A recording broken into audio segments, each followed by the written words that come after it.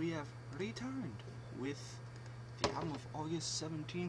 It wasn't the absolute best of albums, I want to say. I really wish it was a lot better, but can't get what you wish for. But yeah, enough of me bitching.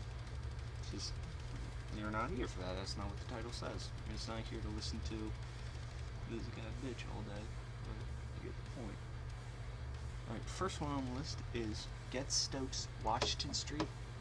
It is, I believe, the band's first album, so it was a solid attempt. It was a nice rock album. It was one of those that you just kick back, relax.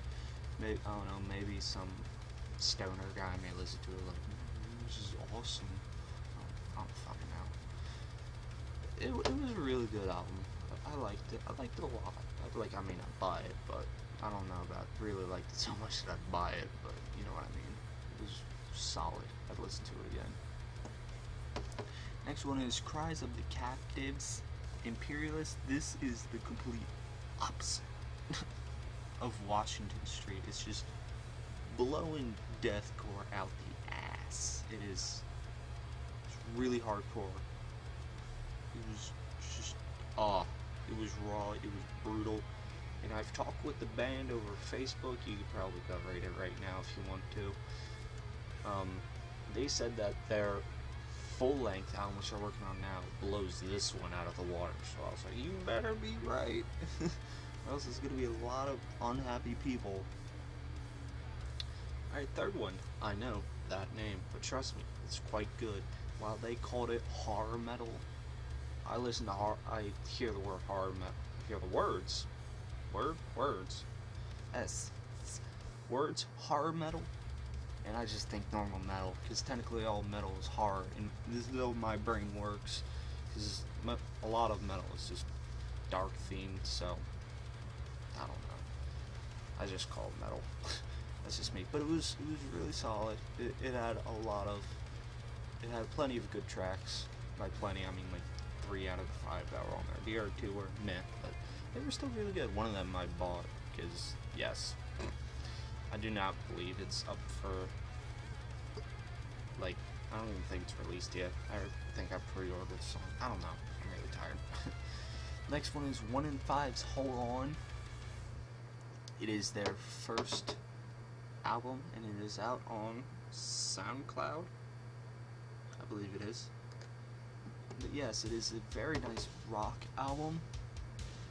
The first song is the best. It's not probably the best, it is the best. There's no white line here.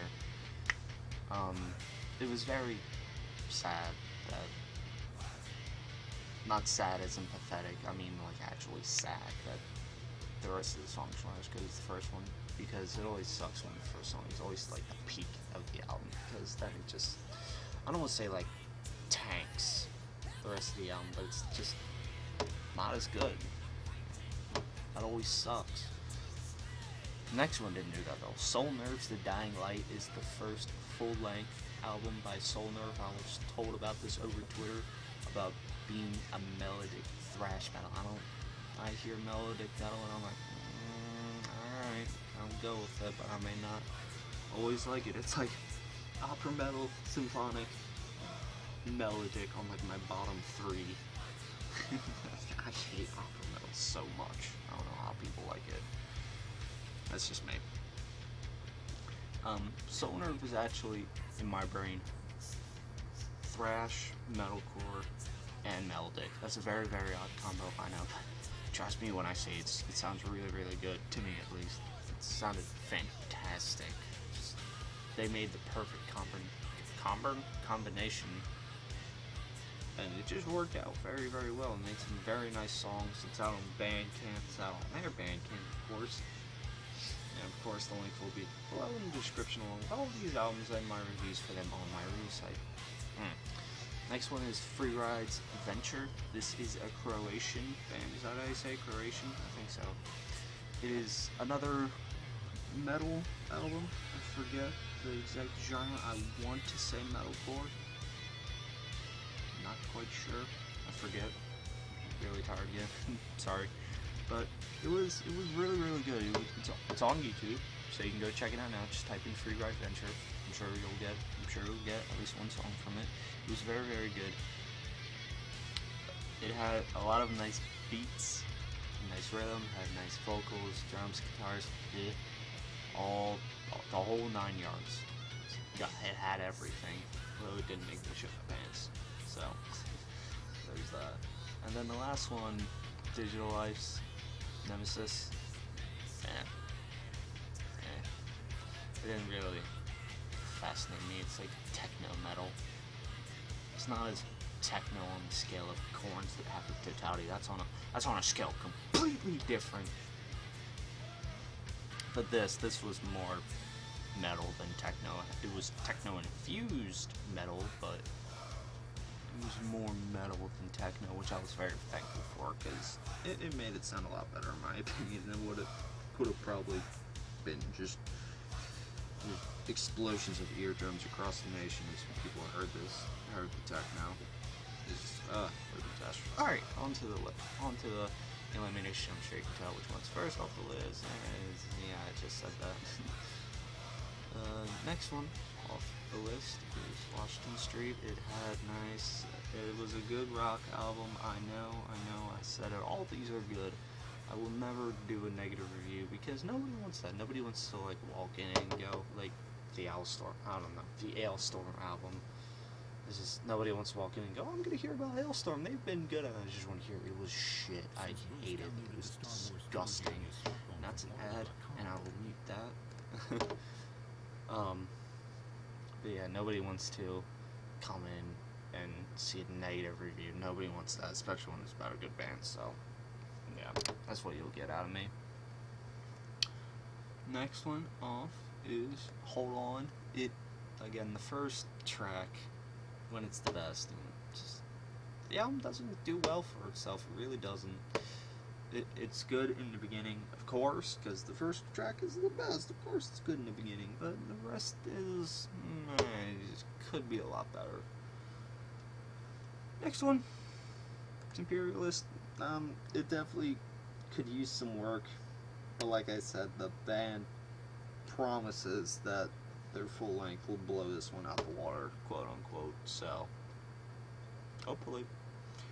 And then the second last one to be eliminated is Venture. Bet you didn't see that one coming. And I just liked the Decay a lot better. I just thought it was much more, I don't want to say creative, different. I don't listen to much horror metal, so it put a nice twist on everything. So, but yeah, like, I really like both, but I had to take Soul Nerve. It's sad to. If you listen to it below, you'll know what I mean. At least I hope you'll know what I mean. If you don't, that'll really fucking suck. But yeah, that's today's overview of last week. Going at 8 minutes here, hooray, and I will just take a quick moment to talk about Slipknot's new song, The Devil Inside Eye. That's what it's called, right? I've been listening to it all day, so where is it? Yeah, no, The Devil in Eye. I've been saying it wrong. Not inside, in. The Devil in Eye. It was very, very good. It was much like the negative one. If you heard the negative one and liked it, The Devil in Eye still has a dark tone, but it wasn't as, what's the word? I don't want to say hardcore.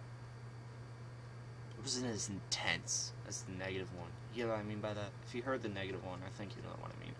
But The Devil in Eye just sounds amazing. I'm gonna go listen to it right now because now I can't stop thinking about it. But it was very, very good. I highly recommend it. It's like